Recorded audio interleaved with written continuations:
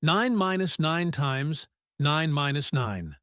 9 minus 9 gives us 0, and 9 minus 9 again is equal to 0. And 0 times 0 gives us 0. If you got this answer, then the marks you get in the exam is also 0. The reason is that there is a fixed set of rules in math called the order of operations, commonly known as PEMDAS in some countries, or BODMAS in some other countries, but they mean the same thing.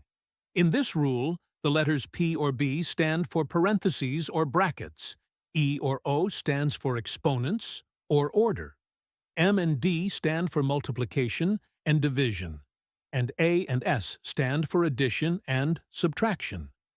First, we have to solve for parentheses, then exponents, then multiplication or division, and finally addition or subtraction. Remember that multiplication and division have equal priority, and we have to work from left to right, and the same applies to addition and subtraction. So here we first do multiplication and then subtraction. 9 times 9 gives us 81. So, we have 9 minus 81 minus 9. Here we work from left to right. 9 minus 81 gives us minus 72, and minus 72 minus 9 gives us minus 81. And this is our final answer to this problem. The correct answer is minus 81.